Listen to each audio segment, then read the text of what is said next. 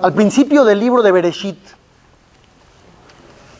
encontramos a la serpiente tratando de incitar a Javá, a la primera mujer de la historia, a comer del fruto prohibido.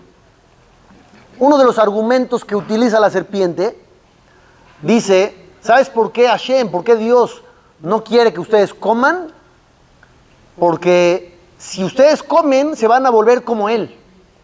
Él se hizo Dios porque comió de ese árbol y no quiere competencia. Si ustedes comen, se van a volver como Dios, y como Él no quiere que sean como Él, les prohibió comer de este árbol. Así argumentó la serpiente.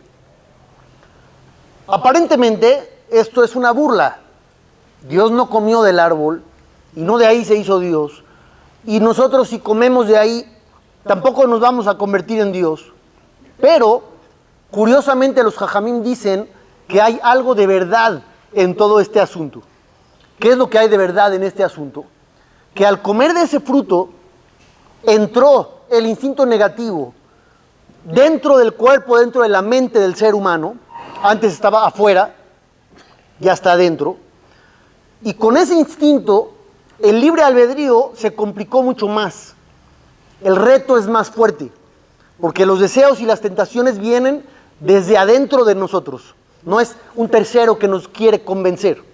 ¿Y qué pasa? Con tanto poder en las manos, podemos en cierto aspecto parecernos a Hashem. ¿En qué aspecto? Que somos capaces de crear y de destruir. Así como Hashem puede crear y puede destruir, nosotros también podemos crear y podemos destruir. Obviamente no estoy hablando de crear seres humanos y crear la materia. Ya sabemos en las clases de física, ¿no? Lo primero que te enseñaban, la materia no se crea ni se destruye, solo se transforma. Está bien, no vamos a entrar en esos rollos. Pero sí podemos crear otras cosas y destruir otras cosas. Específicamente a las personas que nos rodean. Tenemos una gran responsabilidad porque sí tenemos un gran poder en las manos. Tú puedes construir a alguien o puedes destruirlo en segundos, con gestos, con miradas, obviamente con palabras. Y también lo puedes construir con las mismas herramientas. Y vamos a tratar de hablar un poquito de ese tema y analizar para Bezrat Hashem, llevarnos un mensaje muy importante más para estos tiempos. Los que leyeron la Perashá en la Torá el Shabbat pasado, la Perashá más larga de todas, leímos un buen de versículos y eso normalmente no es molesto, ¿no? Uno aprende más, dice, hay más versículos, pues puedo aprender más cosas. Lo curioso de esa Perashá es que hay versículos que se repiten una y otra y otra y otra y otra vez, que no son necesarios aparentemente. ¿Por qué? ¿De qué tratan? De las ofrendas que llevaron los príncipes de cada tribu de Israel. ¿Y qué llevó el segundo? Lo mismo que el primero. ¿Y el tercero? Lo mismo. ¿Y el décimo? Lo mismo. Y la Torá, en vez de decir lo que llevó el primero y luego todos llevaron lo mismo, decide poner a detalle otra vez la misma información con cada uno de los príncipes de las tribus. ¿Qué necesidad de alargar tanto en todo esto? Uno de los motivos más importantes que dan los jajamim, para que sepas que para Dios no hay eres uno más. Todos somos igual de importantes. Y Dios se alegra con cada ofrenda como si fuera la única. Aunque estás trayendo algo que ya llevó el pasado y está repetido, no importa. Para Dios cada persona es única y por eso alarga y te repite todo otra vez. Ese valor que le da Dios a cada ser humano, tendríamos que dárselo nosotros también. Para nosotros todos los seres humanos son igual de valiosos o somos un poco más selectivos. ¿No? Normalmente somos algo selectivos. Tenemos unos consentidos, unos no tanto, unos de plano no los queremos ver. nos caen mal, nunca hemos hablado con ellos, pero por alguna razón su presencia nos estorba en el mundo. Pero aquí la Torah te dice al revés. Tú tendrías que valorar a cada uno como si fuera el único. ¿Qué pasaría en un escenario hipotético donde te despiertas una mañana y solamente hay un ser humano contigo en el planeta Tierra? ¿Qué harías? ¿También dirías me cae mal? ¿O dirías me arreglo con él porque me arreglo con él? Porque va a ser el único con el que voy a convivir de aquí a quién sabe cuánto tiempo. Seguro te haría su amigo, sea como sea. ¿Cuánto vale cada persona? ¿Cuánto vale cada individuo? Hay una historia con el Hazon Ish, Rabbi Abraham Yeshaya Karelitz, que en una ocasión, en la tarde, entró un alumno con él a hacerle una pregunta alágica. Le dijo, Jajam, ¿ya vio la tormenta que está cayendo? Está cayendo un diluvio. Le dijo el Jajam, sí, me di cuenta. ¿Cuál es tu pregunta? ¿Qué es lo que quieres preguntar? Le dijo, mire, yo normalmente en las noches doy una clase de Torah a un grupo más o menos de 10 personas. Con esta tormenta, no sé si estoy obligado a ir. Entonces le preguntó el Jajam, ¿cuántas personas crees que van a ir con todo y la tormenta? Le dijo, uno seguro va a ir, porque vive al lado. Uno va a ir, vive al lado. Entonces, ¿tengo que ir por uno o no tengo que ir por uno? Le dijo Hazon Ish, 100% tienes que ir, porque ese uno hace que todo valga la pena. Tú no sabes cuánto vale una persona que escuche una clase de Torah. Hay un versículo muy curioso que dice así, Begam ani shamati et naakat bnei Israel. Cuando Israel estábamos esclavizados en Egipto y llegó el momento de salvar a todo el pueblo, Dios dice, a ver si traducen, Begam y también ani shamati, yo escuché en naakat bnei Israel, el clamor de bnei Israel. También, ¿quién más escuchó? Hashem dice, también yo escuché el clamor del pueblo judío y por eso los voy a salvar. ¿Quién es también? ¿Quién más escuchó? Está muy buena la pregunta, ¿no? ¿Quién más escuchó? Que diga Dios, yo escuché, es suficiente. ¿Quién más tuvo que escuchar? Nos dicen los jajamim algo espectacular. ¿Cómo funciona el comportamiento de Dios? Dicen así, cuando tú escuchas el clamor de un compañero, cuando tú te das cuenta que el otro está sufriendo y le pones atención, entonces Dios escucha también tus clamores y te manda tu propia salvación. ¿Entendieron cómo funciona? Tú escuchas el clamor del otro, Dios escucha el tuyo.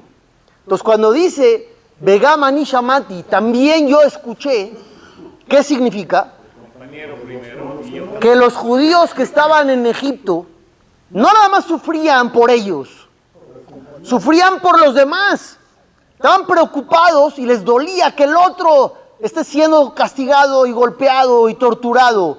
Entonces dice Dios, como ya ustedes se escucharon, ahora también entro yo y los voy a salvar.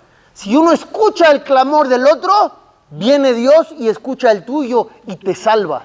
Esa es la fórmula mágica. ¿Cuántas veces hemos querido que Dios nos escuche, nos responda? Y ahí está la solución, en la mano. Pide por alguien más, ve por el bienestar de alguien más, anima a una persona, pregúntale qué tiene si lo ves medio decaído. Leímos en la Perashá, Ish o Isha, Ki yasu mikol hatota Adam, un hombre o una mujer que lleguen a cometer alguno de los pecados que hacen las personas, lim'ol ma'al Hashem, y cometieron un crimen contra Dios. Dice uno, órale, pues ¿qué hicieron? Para que describa esto la Torah, cometieron un crimen contra Dios. ¿De qué se trata? ¿Saben de qué se trata? ¿Cuál es el caso? No es adulterio. No es idolatría. Dice Rashi, el comentarista, ¿sabes de qué trata? De una persona que le robó a un converso. Y después juró que no le robó. Doble crimen. Primero le robó al converso, y luego juró, mintió, dijo que no le robó. Y luego viene y reconoce. Dice, no, sí, la verdad sí fui yo. Entonces ahí dice la Torá, tienes que pagar el monto robado y aumentar una multa. Además, vas a pagar más de lo que robaste. Pero ¿por qué le llama la Torá un crimen contra Dios? ¿Contra quién fue el crimen? Contra el converso. Entonces, ¿por qué le llama un crimen contra Dios? Entonces, unos dicen por el juramento. El juramento fue contra Dios. No puedes usar el nombre de Dios en vano. Entonces, unos interpretan por ahí. Otros dicen, no. El converso es una persona indefensa, vulnerable. ¿Quién lo protege? Dios lo protege. Dios dice, este es mío. Y tú, cuando atentaste contra él, atentaste contra mí. Te aprovechaste de alguien que estaba débil, que sabías que iba a ser fácil. Y ahí es donde Dios no le gusta. Cuando no eres empático. Cuando la Torah dice que hay una mitzvah de recordar que éramos esclavos en Egipto. ¿Por qué hay que recordar eso? Mejor hay que borrarlo del historial. ¿Quién quiere tener eso en su expediente? Ya, bórralo. Una persona que empezó a trabajar así desde lo más bajo, recogía basura. ¿Se lo recuerdas? No, ya, déjalo, Hazid. No, recuerda que eras esclavo en Egipto. ¿Para qué? Para que sepas que tú no tenías nada y estabas indefenso y eras débil y vulnerable. Para que cuando veas a una persona que está en la misma situación, sientas empatía, te puedas identificar con él. No digas, no, a mí no me importa. Escuchen bien lo que dice la Gemara. Ama Rabbi Yohanan, dice Rabbi Yohanan, es mejor, vale más sacarle una sonrisa a un compañero que darle un vaso de leche. Si tú le sacas una sonrisa, eso vale más que nutrirlo a alguien que está hambriento con un vaso de leche. ¿Qué dice la Gemara? La Gemara dice así, el que le da una perutá a un pobre, le dan 6 bendiciones del cielo. ¿Qué es una perutá? La moneda más baja del mercado. Si tú le das a un pobre la moneda más baja del mercado, te dan 6 bendiciones. ¿Y qué pasa, dice el Talmud, si no tienes ni eso para darle? Y no le pudiste dar nada, pero le hablaste bonito, le sacaste una sonrisa, pero no le diste nada. Te dan 11 bendiciones. ¿Oyeron qué increíble? 11 bendiciones, pues no le diste nada. Salió sin un peso de ahí, el otro aunque sea le dio. Pero le sacaste una sonrisa, 11 bendiciones. Dice que una sonrisa no cuesta nada, pero vale oro. Tal vez no cuesta nada, pero vale oro. Rabbi Ezra Atie, el que era Jajam, de Jajam Ovadia Yosef, en una ocasión estaba en su yeshiva dando una clase a sus alumnos, cuando vieron entrar a una persona normal, no tenía nada especial, no era un rabino, no era un hombre poderoso, rico, nada. El Jajam Ezra Atie se paró, interrumpió la clase, fue a recibirlo, le dio la mano, lo sentó junto a él y lo tuvo así durante un largo tiempo, hasta que este hombre salió satisfecho y se fue. Le preguntaron a sus alumnos, Jajam, ¿quién era? ¿Quién era este hombre? ¿Qué? ¿Le iban a ir disfrazado? Y usted, no, dice, no, para nada.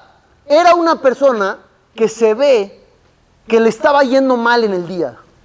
Yo cuando lo vi me di cuenta, venía angustiado.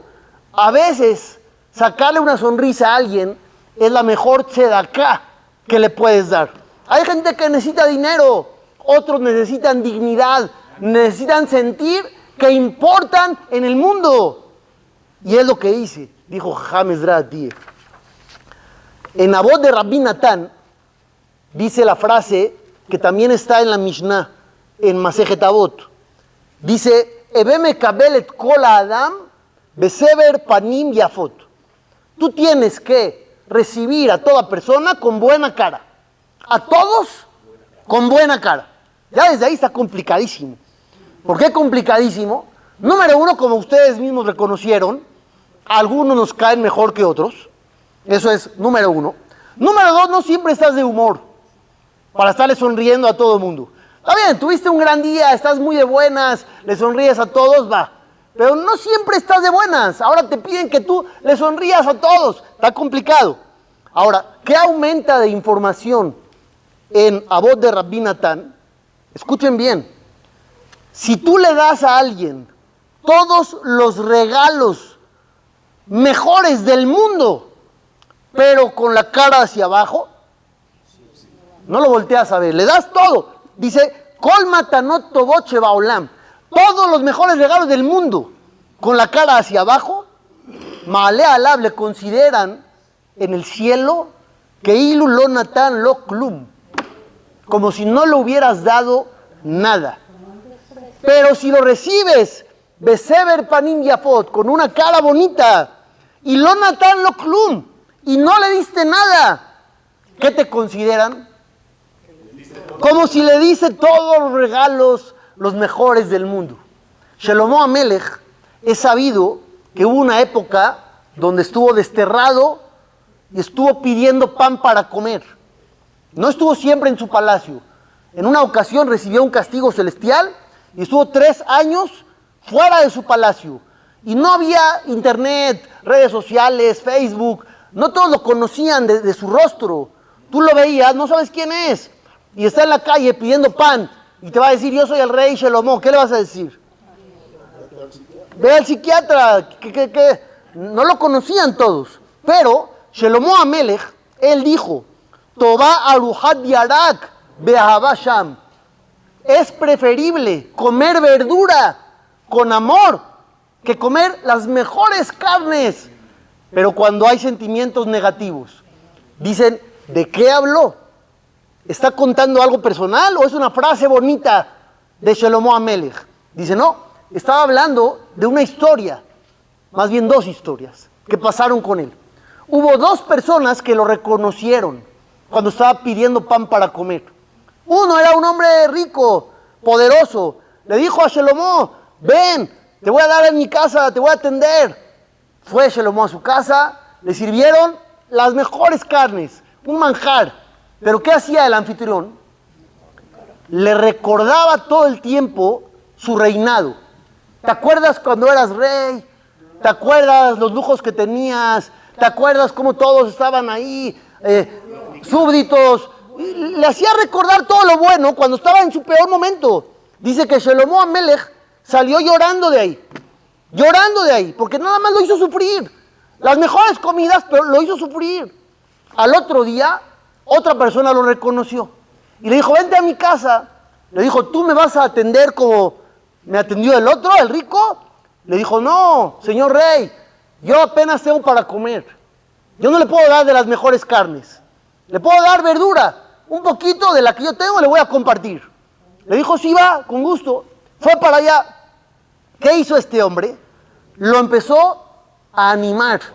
Le dijo, Shelomo, usted, el señor rey, tranquilo. Dios le prometió a David, su padre, que nunca se iba a extinguir su reinado. Usted va a regresar. Ánimo, eso es temporal, eso es pasajero, todo va a pasar.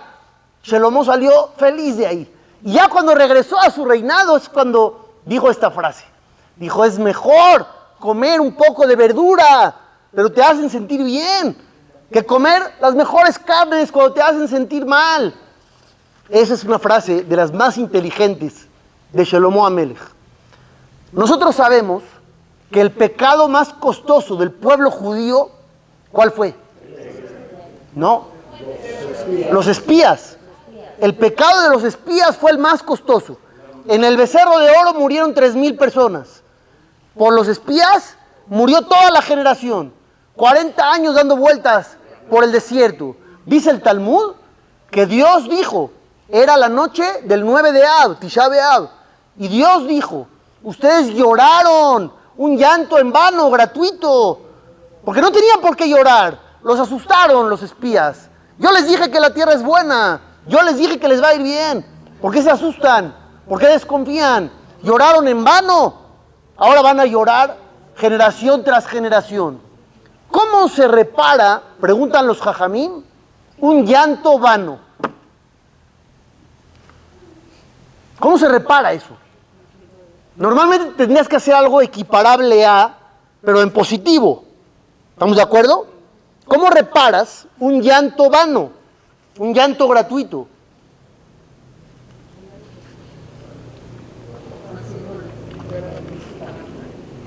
¿Con un llanto bueno?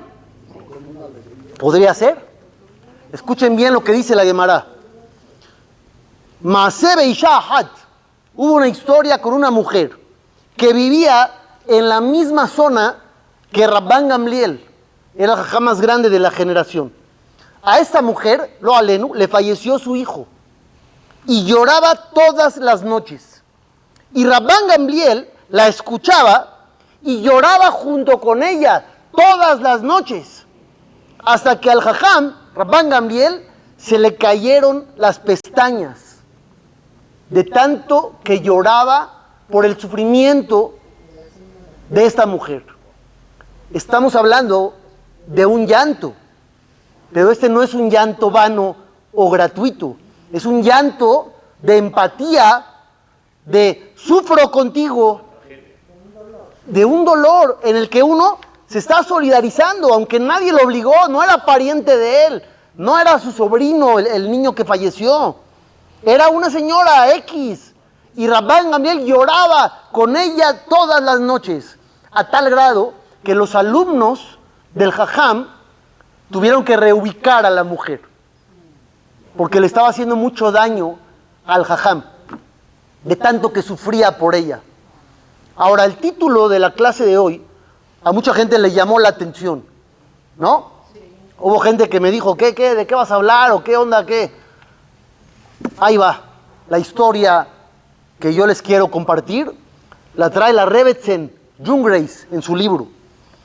El título se llama Sintiendo el dolor de tu hermano. Y cuando yo leí esa historia, me impactó. Y espero que también a ustedes os impacte de una manera positiva. La Rebbetzin cuenta lo siguiente. Me encontré con Mike en el supermercado. Mi corazón salía hacia él. Y le dije, ¿cómo le está yendo? Como si se hubiese leído mi mente, él dijo, Rebbetzin, debo decirle que si no fuera por su esposo, el jajam, Shirley y yo nunca nos hubiéramos recuperado. Por favor, transmítale nuestro aprecio por él. ¿Qué había pasado? A Mike y a Shirley les había pasado una tragedia terrible. Habían perdido a su único hijo en un horrible accidente automovilístico. No eran miembros de nuestra congregación, dice la Rebbetzin, pero eso no hizo diferencia para mi esposo. Cuando escuchó la trágica historia, fue a su casa y pasó tiempo con ellos cada día de los 7 días de duelo. Cada día estuvo ahí el rab. Esa noche platiqué con mi esposo sobre el encuentro casual.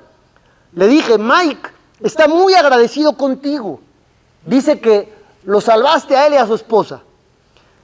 ¿Qué le dijiste exactamente que a él le pareció tan útil? Mi esposo me miró, encogió los hombros y dijo, nada. ¿Qué pude haberle dicho? ¿Qué puede uno decir bajo esas circunstancias? Entonces dice la Rebbetzin, ¿le relataste la historia de Rabbi Meir y su esposa Beruria? ¿Cuál es la historia? Dice el Talmud, que Rabbi Meir y Beruria tenían 2 hijos maravillosos, que fallecieron los 2 en Shabbat. Un Shabbat en la tarde, el mismo día, los 2 hijos de Rabbi Meir Baalanés fallecieron. Cuando Rabbi Meir regresó del Knis, le dijo a su esposa, ¿dónde están los niños? No los vi en el Knis. Y vamos a hacer Abdalá. Le dijo a la esposa, primero vas a Abdalá y luego te digo dónde están los niños. Rabbi Meir hizo la bendición y le volvió a preguntar a la esposa, ¿dónde están nuestros muchachos? Le dice la esposa, antes de que te diga acerca de los muchachos, tengo una pregunta que requiere una decisión rabínica. Hace algunos años, un hombre vino y me confió 2 joyas preciosas para que se las cuidara. Hoy vino y me las pidió de regreso. ¿Estoy obligada a regresar sus joyas? Así le pregunta a su esposo. Beruria, no puedo creer que me estés haciendo una pregunta así, dijo Rabbi Meir. Por supuesto que debes regresarlas. Pensé que dirías eso, ella susurró. Entonces, Beruria pidió a su esposo que la acompañara al cuarto de los muchachos. Ahí, acostados en la cama, estaban sus 2 hijos. Rabbi Meir gritó con angustia, mis hijos. Sollozando, Beruria le dijo, ¿no me dijiste que cuando el dueño viene y reclama las joyas, deben regresarse? ¿No debemos estar agradecidos por los años que nos fueron confiados? Rabbi Meir contestó, me has confortado a través de las lágrimas. Entonces dice la Rebbetzin, ¿no le contaste a Mike y a Shirley esta historia? Seguramente les contaste esa historia y por eso tuvieron un enfoque diferente a lo que les había pasado y salieron adelante. Dice el Rab, no se las conté. Quizá debía hacerlo, pero de alguna manera el momento oportuno no se dio. Entonces, ¿qué les dije? Nada. Entonces dice la Rebbetzin, mi esposo no relató esa historia a Mike y a Shirley. Yo estaba realmente confundida, tratando de entender qué pudo haberles dicho. No era curiosidad trivial de mi parte, ya que muchas personas me buscan en momentos de aflicción. Yo estaba ansiosa por saber cómo los había consolado, para que yo pueda aplicarlo en otros que están en las mismas circunstancias. Como resultaron las cosas, unas semanas más tarde, Mike llamó para preguntar si él y Shirley podían venir a visitarnos. Por supuesto, respondí, y fijamos la cita para el siguiente sábado en la noche. Cuando Mike y Shirley tocaron a nuestra puerta, mi esposo seguía en la sinagoga. Pensé que sería el momento perfecto para averiguar exactamente qué había sucedido durante los 7 días de duelo. Mike, ¿recuerdas cuando me dijiste lo confortante que había sido mi esposo, el Rab? Sí, él salvó nuestras vidas. ¿Qué fue lo que realmente dijo? ¿Puedes recordar sus palabras? Mike se quedó en silencio por un momento, como si estuviese buscando en su memoria. Luego tragó con fuerza y dijo, nada. Suena raro, Rebbetzin, pero realmente nada. Es decir, no hay nada que pueda yo citar. Debió haber notado la perplejidad de mi rostro porque explicó, cuando el Rab entró a nuestra casa, caminó directo hacia mí, puso su brazo alrededor del mío y luego el Rab se puso a llorar conmigo. Mike hizo una pausa, sacó un pañuelo, limpió sus lágrimas. Rebbetzin dijo, nadie lloró conmigo así, excepto Shirley. El Rab vino cada noche de los 7 días y cargó con nosotros el dolor. Nunca voy a olvidar esto mientras viva. Pero ¿sabe qué creo yo que hizo toda la diferencia? Dijo Shirley. Él no tenía que decir que lo sentía. Sentíamos que lo sentía. ¿Oyeron esta frase tan bonita? No tenía que decir que lo sentía. Sentíamos que lo sentía. Apenas si nos conocía, pero nos metió en su corazón. Y solo el saber que él estaba ahí hizo todo más fácil. Es el hombre más compasivo que alguna vez conocí. Este es el ejemplo de que yo les ponía en el título. Una plática que nunca existió y aún así salvó 2 vidas. El hecho de estar ahí para alguien, de darle un abrazo, de llorar con él. No tienes que hacer nada, no tienes que dar nada. 0 palabras. Pero la otra persona ya no se siente sola, ya no se siente que el mundo se cayó, ya sabe que hay alguien ahí que lo puede apoyar.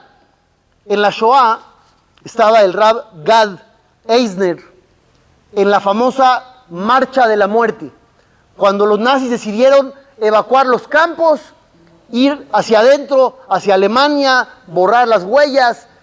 Los pusieron a caminar, cuenta el Rab, 20 kilómetros. 20 kilómetros para gente que come bien y hace ejercicio y está en forma, no está tan sencillo. Para gente que viene de un campo de concentración, de un campo de la muerte, de exterminio, que estaban muriendo de hambre, mucho más. ¿Qué pasaba? Había mucha gente que no aguantaba el trayecto y se cansaban se caían de cansancio y los nazis les disparaban. A cada uno que caía por cansancio, le disparaban una bala en la cabeza. Entonces cuenta el Rab que él ya había recorrido 14 kilómetros y sintió ya no más. Él lo cuenta, él dice ya no más, ya no doy más. Y empezó a recitar el Shema Israel. Él ya sabía lo que iba a pasar, ya no tiene fuerza, se va a caer por cansancio y le van a disparar. Entonces estaba diciendo sus últimas palabras, Shema Israel, Hashem Elokeinu, Hashem Echad. Lo escuchó el que venía atrás de él, un compañero del campo, y le dijo 2 palabras. Le dijo, Gad, corre. Nada más le dijo eso, Gad, corre. Y el Jajam cuenta, cuando escuché esas palabras, me motivaron a seguir. Me entró una energía que no tenía, que no sé de dónde salió, pero seguí corriendo. Aguanté los 20 kilómetros. Al final, Baruch Hashem se salvó, llegaron los aliados. Dice, pero de ahí aprendí cuál es el valor de animar a alguien con 2 palabras. 2 palabras que le dijo, él ya se había resignado a morir. Ya había dicho el Shema, ya se iba. Y alguien le dijo, corre. Le dijo su nombre y le dijo, corre. Y eso lo animó, lo motivó, le dio fuerza. Dice, cuando él llegó a Eretz Israel, fundó una institución educativa para cientos de niños. Y dijo, todo esto se lo debo a una persona que me dijo 2 palabras. 2 palabras que hicieron toda la diferencia del mundo, entre la vida y la muerte. Nosotros, como les decía yo al inicio, somos capaces de hacer estas cosas, pero no estamos conscientes de que somos capaces de hacer estas cosas. Dice el Pasuk, Be'alachta bidrajab, tienes que caminar en los caminos de Dios. Muchos preguntan, ¿cómo se hace eso? ¿Qué significa caminar en los caminos de Dios? Dice Maimónides, ¿sabes cómo se cumple? Actúa como Él actúa. Dios es piadoso, tú también. Dios es misericordioso, tú también. Dios da cuando no mereces, tú también. Dale a alguien, aunque no merezca, según tú. Todo esto es caminar en los caminos de Dios. Imaginemos que el ser humano en general cambiara su canal, cambiara su programa mental y empezara a actuar así. Sufrir por el otro, interesarse por el otro. A ver, no te veo bien. ¿Qué está pasando? ¿Cómo te ayudo? ¿Qué pasaría? ¿Cómo sería el mundo? Sería espectacular. Obviamente sería diferente, pero sería espectacular. No tenemos ni idea cuánta gente tiene miles de amigos, miles, porque tiene ahí, dice ahí, tienes 3,000, 4,000 amigos, o no sé cómo les llaman, amigos o cómo les llaman. Seguidores, contactos, 3,000, 5,000, ¿cómo? Fans, pero no tienen a quién llamarle cuando no están bien de ánimo. No tienen a quién recurrir cuando están un poco decaídos y quieren una palabra bonita. No hay a quién recurrir. ¿Qué pasó con tus 4,000 amigos? ¿Qué sucedió con tus fans o lo que sea? Hay mucha gente que se siente sola en el mundo y hay que estar ahí. La Gemara dice, todo aquel que puede rezar por el otro y no lo hace es un pecador. ¡Pecador! ¿Qué te cuesta rezar? Si no le pudiste dar, puedes decir que no tenías. No le pudiste resolver el problema, tal vez no eras el indicado para resolver el problema. Pero rezar por el otro, ¿qué te impedía rezar por él? Nada. ¿Qué pretexto tienes? Nada. Por eso el que no reza por el otro es un pecador. Hay que cambiar el chip. Hay que empezar a construir vidas, a crear vidas y no a destruirlas. Buenas noches.